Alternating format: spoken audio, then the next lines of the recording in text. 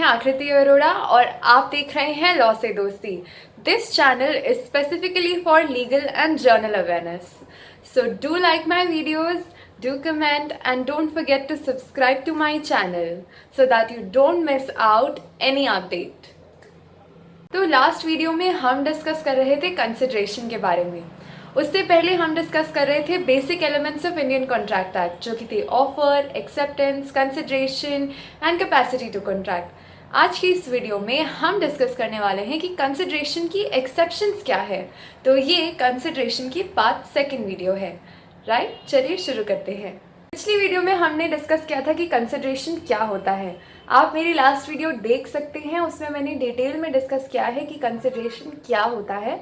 When a person at desire of the promisor promises to do something or abstains himself from doing anything either in present, either in past or in future tense। तीनों tenses के बारे में मैंने आपको बताया था। मतलब promiser के कहने पे अगर प्रॉमिसी कोई कंडीशन फुलफिल करने के लिए he does any action, he does any act or abstains himself from doing any act, right, in order to fulfill the conditions given under promisor's offer, right? So in order to frame, in order to fulfill the contract, right, so that is consideration। without consideration जो contract है वो void होता है। आज की इस video में हम डिस्कस करने वाले हैं एक्सेप्शंस, यानी कि कौन सी ऐसी एक्सेप्शंस हैं जिस केस में कंसिडरेशन रिक्वायर्ड नहीं होता है। तो सबसे फर्स्ट एक्सप्लेनेशन क्या है? वेल, एक्सेप्शन टू कंसिडरेशन की सबसे फर्स्ट एक्सप्लेनेशन ये कहती है that it makes it clear that section 25 does not apply to the case of gift. यानी कि अगर कोई फादर अपने सन को या अपनी डॉटर को कोई गिफ्ट देना चाहता है तो उस केस में कंसिडरेशन की रिक्वायरमेंट नहीं है। Gift doesn't require consideration in order to be valid. इतना क्लियर है?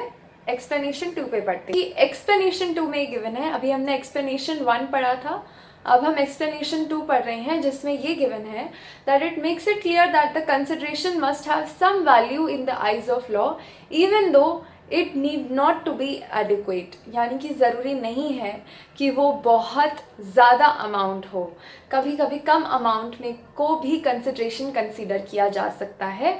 यही यहाँ लिखा है, it makes it clear that the consideration must have some value in the eyes of law even though it need not to be adequate. तो ये हैं 2 explanation consideration के। अब हम आगे बढ़ते हैं और डिस्कस करते हैं एक्सेप्शंस। चलिए अब हम डिस्कस करते हैं एक्सेप्शन 1, यानी कि natural love and affection. Well, तो यहाँ पे लिखा है natural love and affection enforceable without consideration. Well, इसका क्या मतलब है? एक केस लॉ के थ्रू डिस्कस करते हैं कि इन केस ऑफ राजलाकी दाबी वर्सेस भूतनाथ मुखर्जी, इस केस के फैक्ट्स क्या हैं कि जो डिफेंडेंट है he promise to pay fixed amount of money every month to the wife but was unable to fulfil his promise. Husband ने अपनी वाइफ को ये प्रॉमिस किया that he will give certain amount of money every month to her but he was unable to fulfil his promise. तो क्या इस case में wife husband पे केस कर सकती है कि उसने अपना प्रॉमिस फुलफिल नहीं किया? वेल, इस केस में ये हेल्ड हुआ था that near relation between 2 parties does not necessarily imply love and affection between them. यानी कि ज़रूरी नहीं है कि जो नियर रिलेशंस हैं, जैसे कि हस्बैंड वाइफ हम यहाँ बात कर रहे हैं, it is not necessarily imply natural love and affection between them.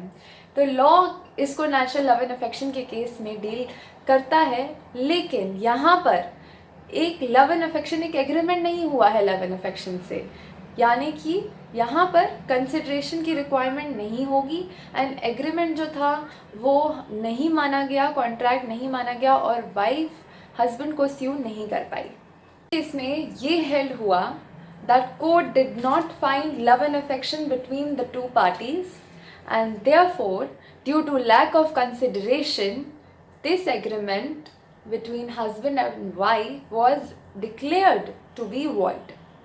अब डिस्कस करते हैं एक्सेप्शन 2, यानी कि पास्ट वॉलंटरी सर्विस। देखते हैं स्लाइड में क्या लिखा है। A promise to compensate a person who has already voluntarily done something which the promisor was compelled to do is enforceable। Such service should have been rendered voluntarily and without promisor's knowledge and for the promisor only. यानी कि for example ए ने B का कोई काम किया पहले और B ने ये प्रॉमिस किया कि तुम्हारे इस काम के लिए मैं तुम्हें कुछ अमाउंट दूंगा, अभी नहीं बाद में, और इन फ्यूचर अब ए वो क्लेम करता है बी से, तो क्या ये वैलिड है? आगे डिस्कस करते हैं। इस पॉइंट को हम क्लियरली डिस्कस करेंगे एक केस लॉ के थ्रू, जो कि यहाँ मेंशन्ड है। इसका नाम है करमचंद वर्सेस बसंत कौर। यानी कि इसमें क्या हुआ था कि एक प्रॉमिस था, यानी कि a promise made after attaining majority to pay for good supplied to the promisor during minority was held to be within exceptions. यानी कि जब एक पर्सन माइनर था, उसे कुछ गुड्स प्रोवाइड किए गए थे, ठीक है, जब वो माइनर था, तो उस गुड्स के लिए क्या पर्सन क्लेम कर सकता है जब वो बड़ा हो जाए?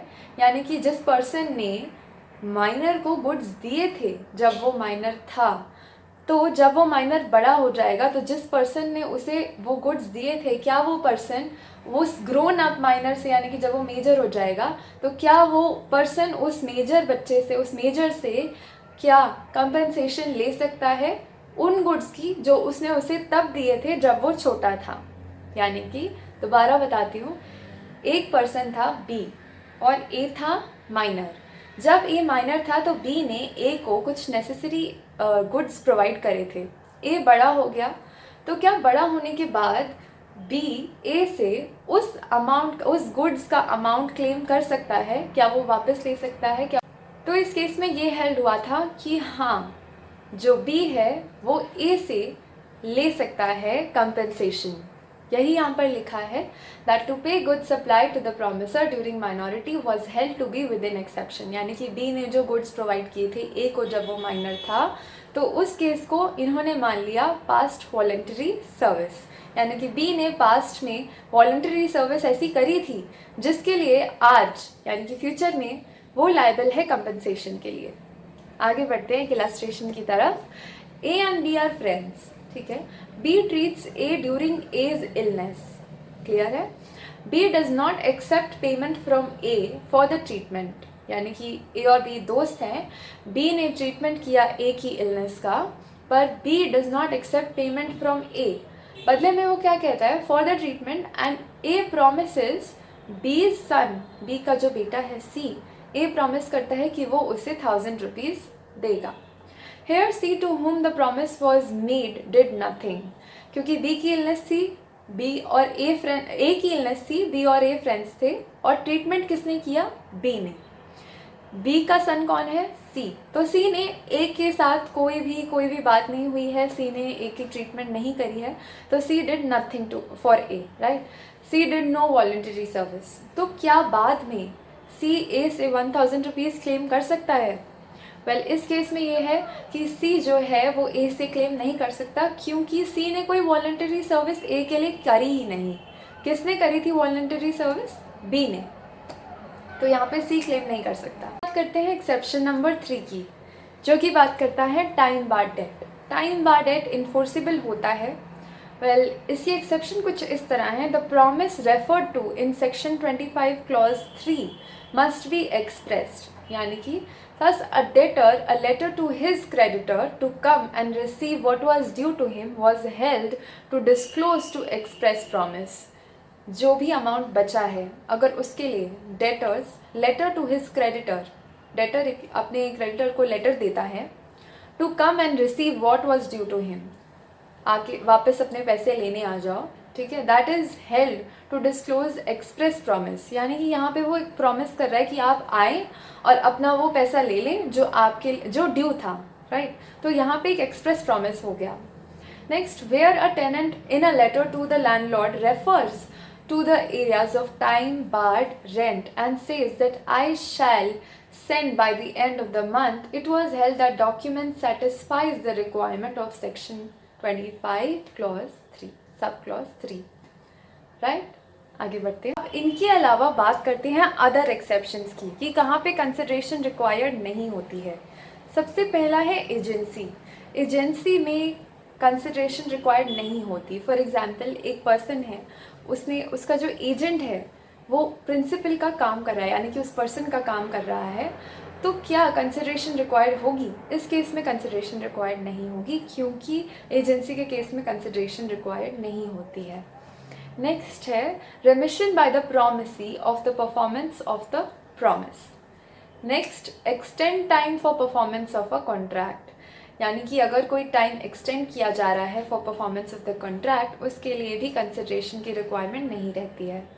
चैरिटी, लास्ट है चैरिटी। चैरिटी के केस में भी कंसिडरेशन की रिक्वायरमेंट नहीं होती। ये कंसिडरेशन तो यहाँ पर कंप्लीट हो गया, लेकिन छोटी सी क्विज करते हैं। मैं आपसे क्वेश्चंस पूछूंगी और आप अपने आंसर्स नोट डाउन करके उसे टैली कर सकते हैं कि क्या वो सही है या नहीं। तो स्टार्ट करते हैं फर्स्ट क्वेश्चन से। चलिए डिस्कस करते हैं first question. Here it goes, mark the incorrect. आपको इनकरेक्ट मार्क करना है यहाँ पे। A consideration is essential in most contracts, क्या ये सही है या नहीं? A bare promise is binding, क्या एक बेयर प्रॉमिस बाइंडिंग हो सकता है? नेक्स्ट है no consideration is necessary for the discharge और मॉडिफिकेशन ऑफ अ कॉन्ट्रैक्ट, क्या कोई भी कंसिडरेशन ज़रूरी नहीं है फॉर डिस्चार्ज और मॉडिफिकेशन ऑफ कॉन्ट्रैक्ट के लिए?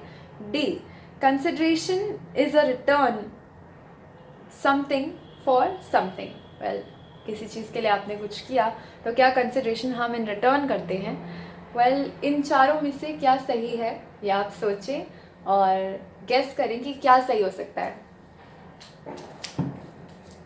ओके,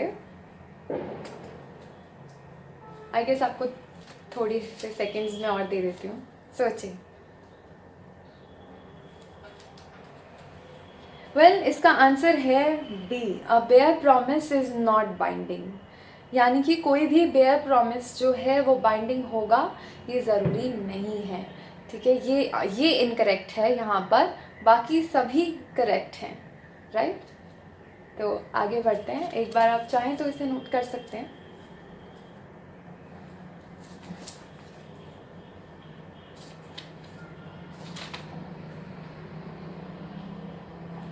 क्वेश्चन 2 डिस्कस करते हैं। क्वेश्चन है next, with reference to Indian contract act, a consideration is a condition of fulfillment of the another's promise, of others promise. Second, a reason behind making a proposal, क्या है? reason behind making a proposal है, ठीक है? या फिर an act है of doing or restraining from doing something at desire of the promiser, या फिर है a regard for something which one has to do for another।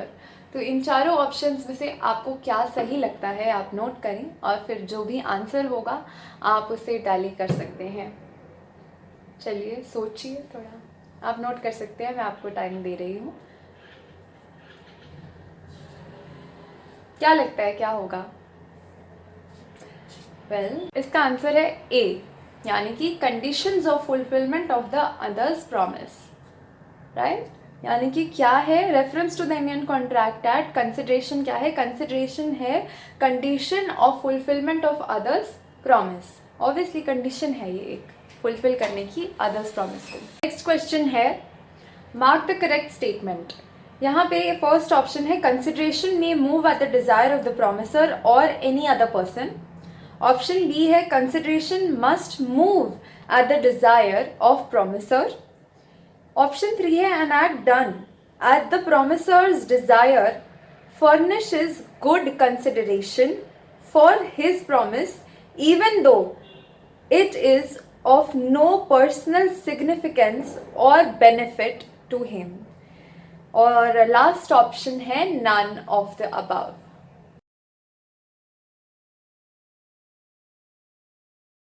So guys, thank you for watching my video and do subscribe to my channel if you like my video. Do comment as well and yes, next video में हम discuss करेंगे capacity to contract, जो कि है last point of basic elements of Indian contract act. So do click on the bell icon so that you don't miss out any update.